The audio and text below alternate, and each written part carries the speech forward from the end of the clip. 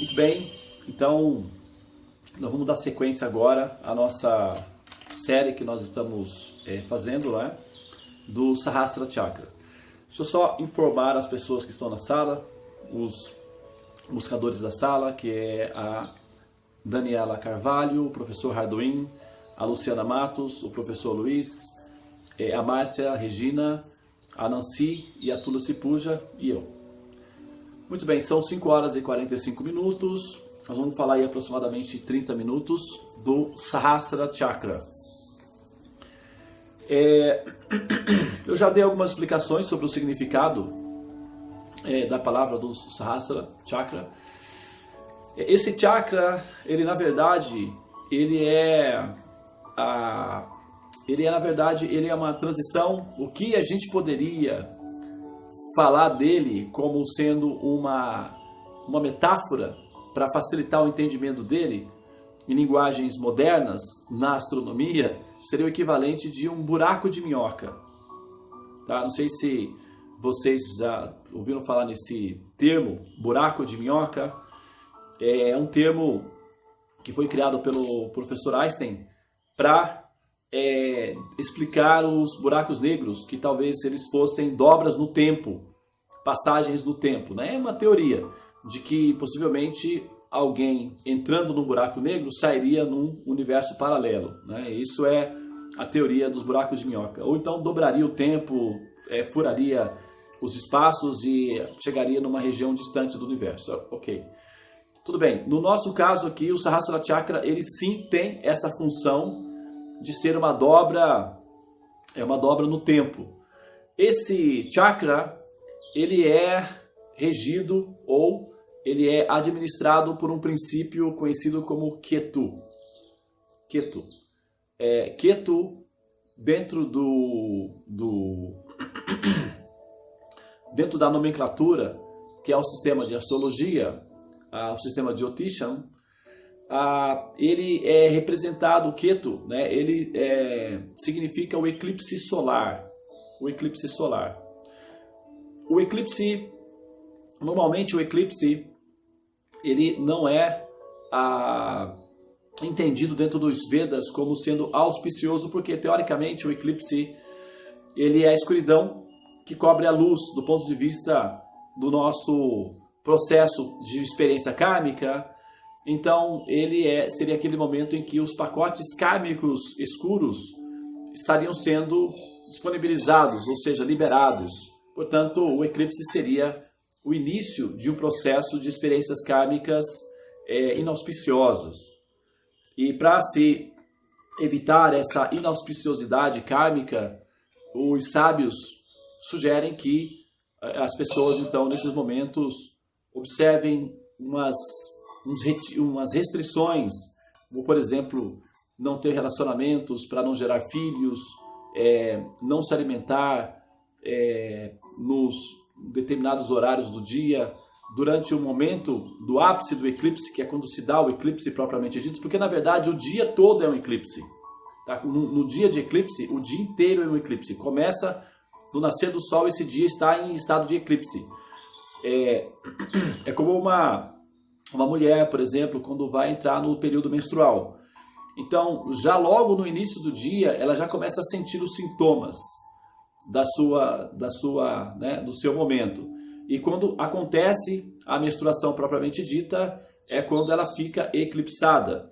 Nesses momentos ela não pode ter relacionamentos, ter uma série de restrições, etc. Da mesma forma, o dia do eclipse é um dia semelhante a um momento como esse, em que as situações estão desfavoráveis. E quando ocorre o eclipse propriamente dito, é aquele lapso de tempo, é o ápice do eclipse. Mas o eclipse, ele se dá o dia todo, ele se prolonga, inclusive, após o eclipse propriamente dito. Não é apenas naquele momento específico. Então, os sábios sugerem que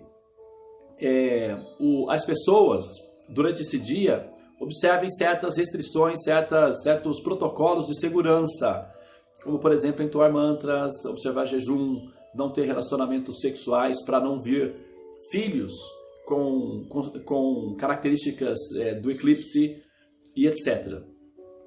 Então esse seria o eclipse da Lua, que é o eclipse Rahu, que é um eclipse mais intenso, onde a escuridão é mais profunda. Agora, o eclipse do Sol, que é a relação que nós temos com o princípio Ketu, e nesse sentido, Ketu, o arquétipo dele é um corpo sem cabeça.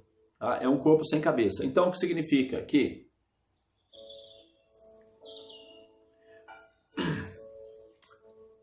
primeiro que o eclipse relacionado ao Sol, o Sol, ele representa a nossa capacidade, a nossa inclinação ao egoísmo, ou a nossa natureza egoísta, aquela que nós estamos aprendendo a superar na medida em que nós vamos evoluindo, tecnicamente falando, né? A evolução basicamente significa a superação do autismo existencial fundamentado no egocentrismo, que normalmente é percebido pelo excesso de orgulho e da insensibilidade, ou seja, da capacidade de sermos cruéis com os demais ao nosso redor. E aí, nesse sentido, entram todas as atitudes que nós cometemos e que são atitudes que eventualmente vão prejudicar outras pessoas ao nosso redor. Então, qualquer atitude que nós tomamos e que prejudicam outras pessoas de forma direta ou indiretamente, são atitudes egocêntricas, atitudes egoístas e, portanto, atitudes fechadas no único ponto, ou seja, o desinteresse ou a desconexão com o mundo ao redor, né? Então, as atitudes em que não levam em consideração o impacto ou o efeito colateral que vai produzir nos outros ao redor ou na humanidade ao redor, são atitudes egocêntricas, hipercentradas em si próprios, e, portanto, isso é uma patologia do ser, já que biologicamente, né, nós podemos ver que a inteligência biológica do universo leva em consideração o comportamento da coletividade, ou seja, da interação com o coletivo. E isso nós podemos observar claramente no funcionamento das células, que é cooperativista, que é altruísta. Cada célula está trabalhando em função da sobrevivência de si mesma, mas para manter um conjunto em equilíbrio. Assim também são os órgãos, assim é o ecossistema.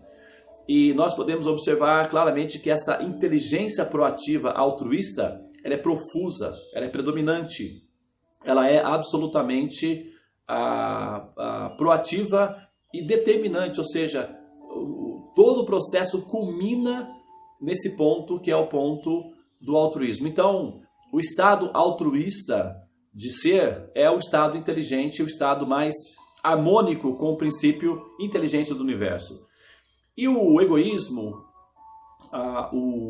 o autocentrismo, ele é justamente uma situação em que ele não está completamente em harmonia com o princípio fundamental último do universo. Portanto, ele não está em harmonia com a inteligência universal automaticamente, uma vez que nós estamos nos relacionando com um princípio criativo original, que é a suprema personalidade de Deus, e como esse princípio criativo original é o criador do universo, e ao criar o universo, a sua característica de inteligência, de engenharia e de manutenção do universo está evidentemente presente aí, então nós conjecturamos, ou seja, nós fazemos a seguinte assertiva final, né? Nós podemos inferir que a inteligência do universo é a inteligência manifesta de Deus.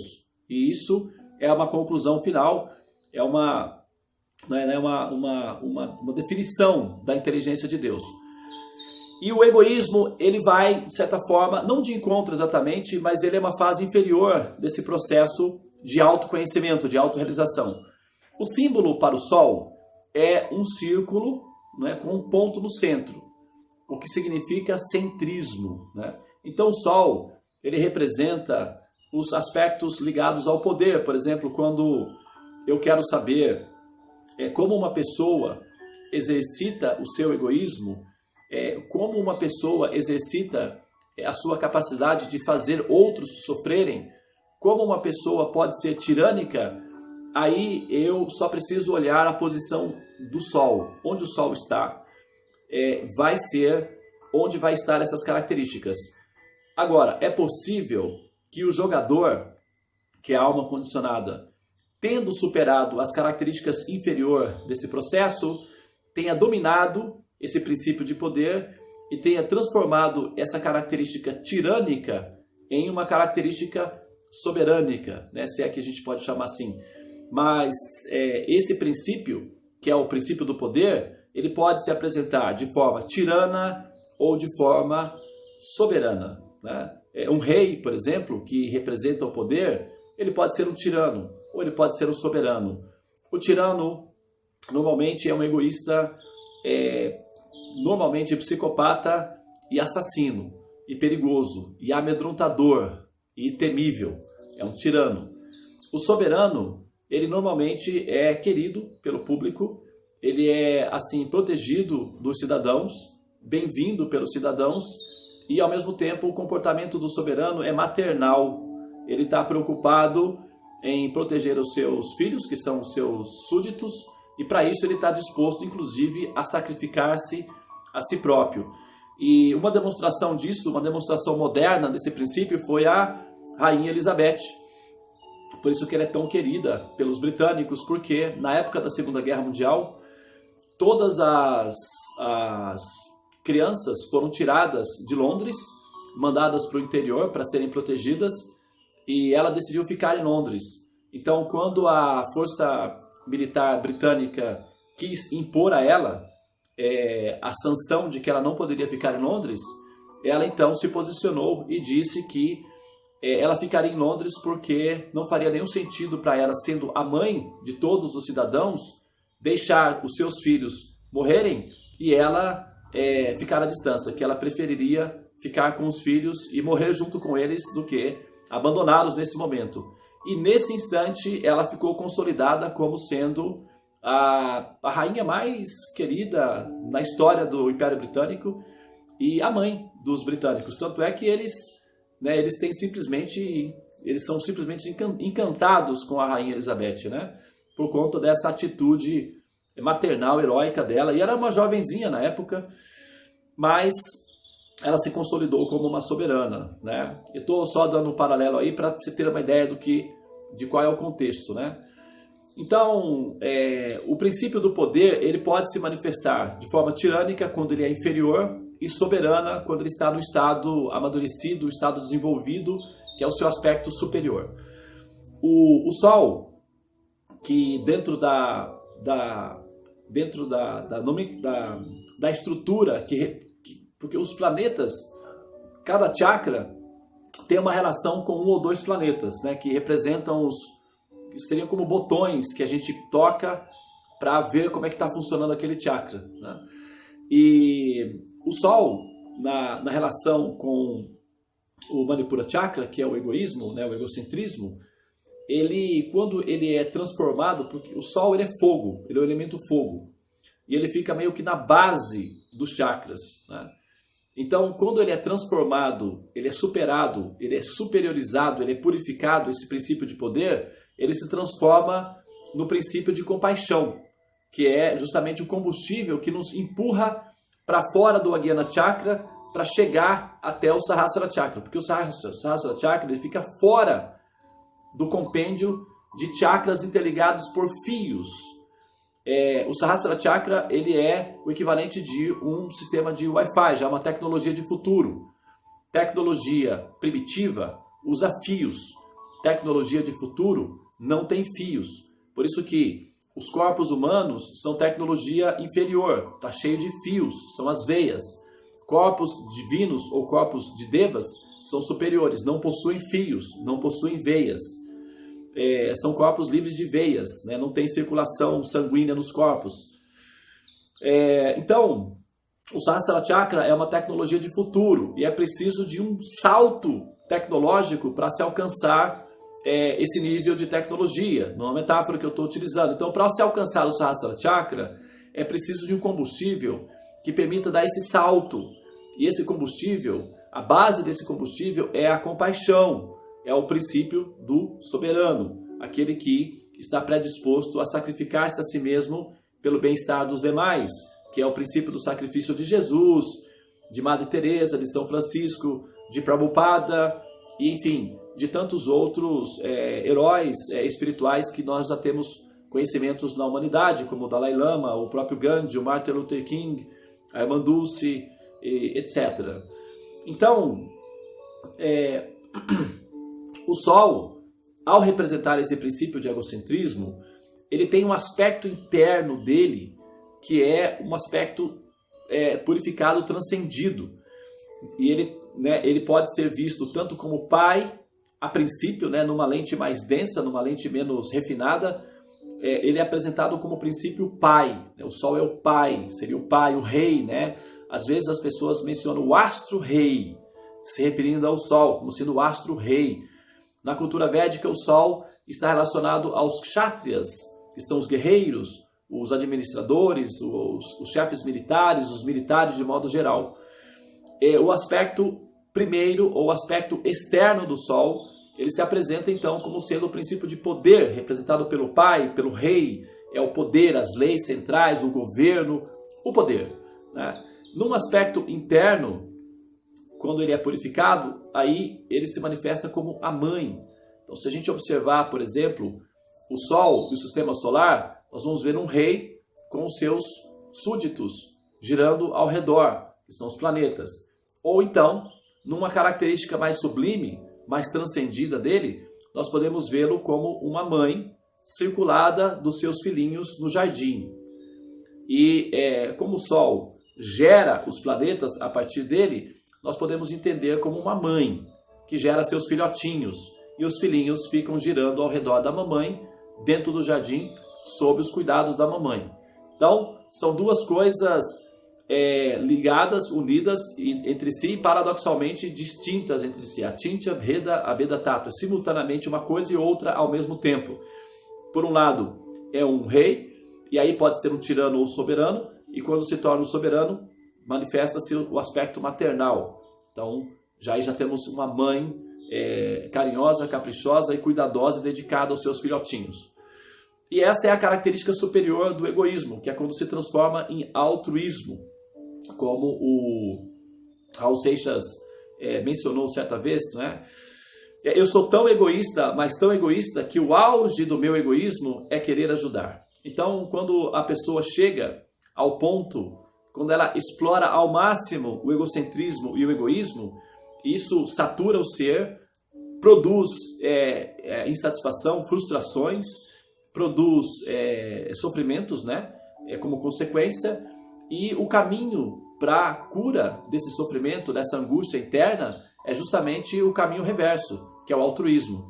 Então, quando a pessoa supera o egoísmo, ela se torna o altruísmo. E o altruísmo é sim um egoísmo coletivo, porque todos se encontram dentro do altruísmo, e nesse sentido, quando o egoísmo se torna altruísmo, é quando o egoísmo transcende a si próprio, como o adubo, que se sacrifica para que a flor se manifeste. E o eclipse solar, ele tem a relação, o planeta Ketu com o Sahasrara Chakra. Por quê? Porque o eclipse solar é quando acontece o eclipse do ego. Se nós temos o Sol, que representa o egoísmo, quando esse Sol está eclipsado, então as chances do altruísmo aparecer é mais evidente. Quando o egoísmo está eclipsado, ele está diminuído, ele está amaciado, ele está anestesiado, ou ele está domesticado. E nesse ponto, a domesticação do egoísmo permite o aparecimento do altruísmo, que é uma planta um pouco mais sensível e requer um ambiente apropriado para se manifestar, como, por exemplo, os conhecimentos védicos.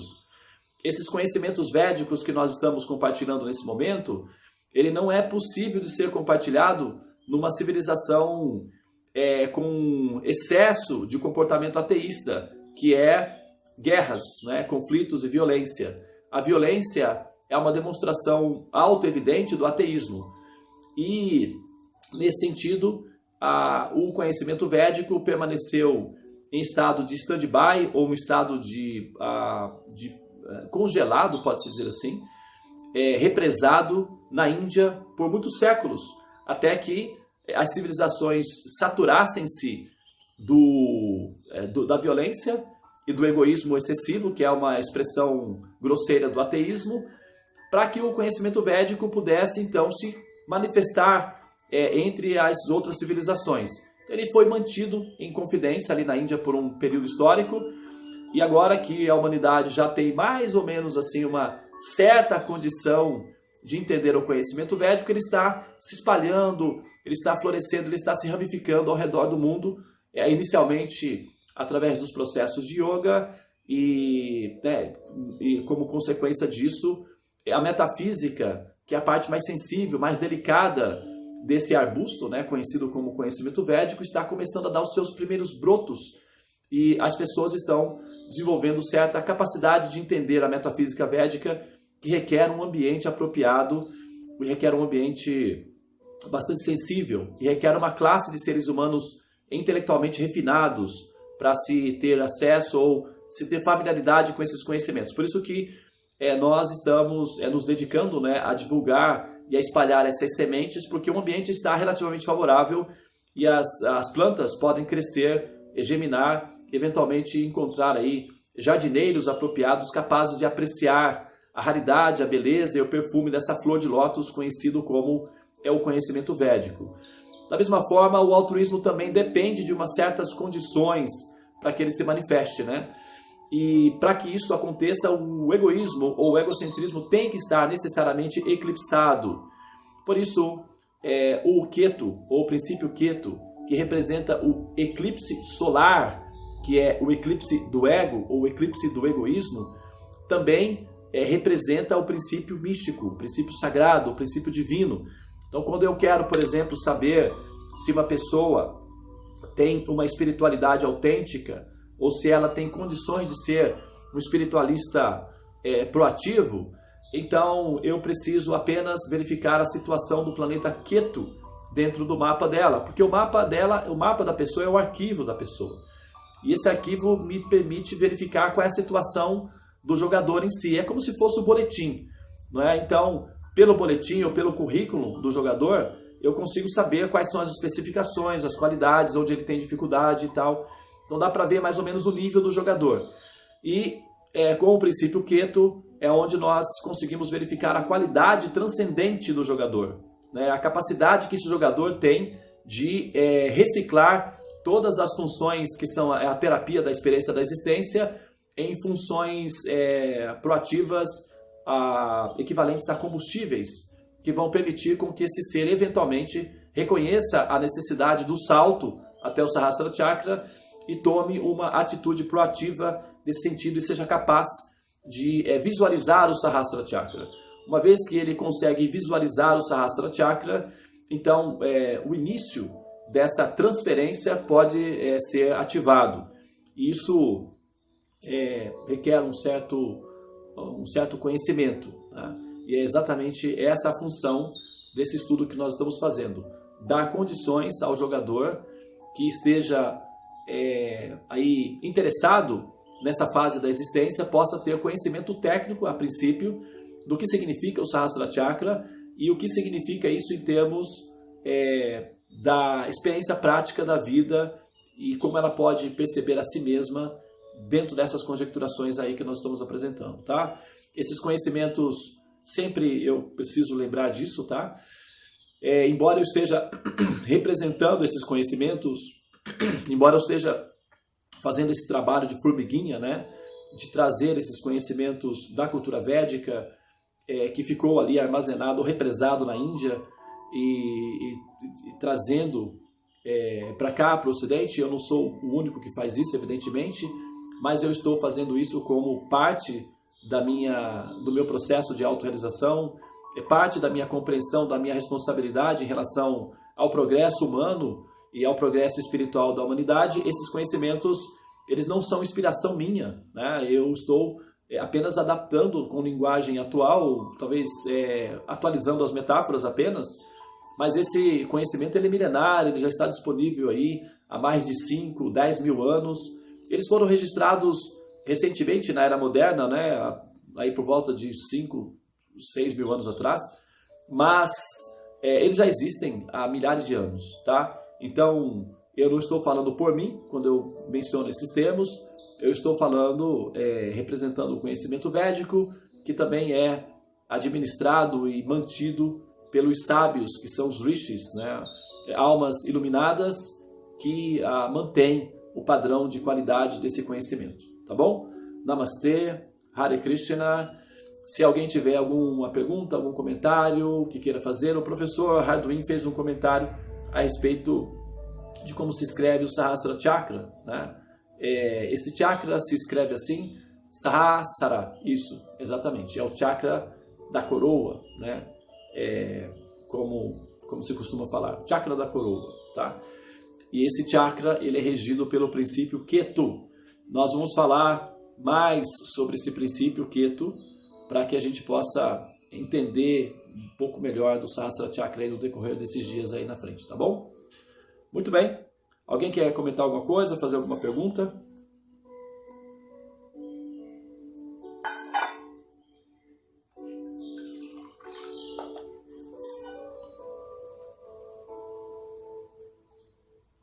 Bom dia. Eu vou precisar sair nesse próximo horário. Vou tentar vir para fazer a primeira volta da japa dela agora.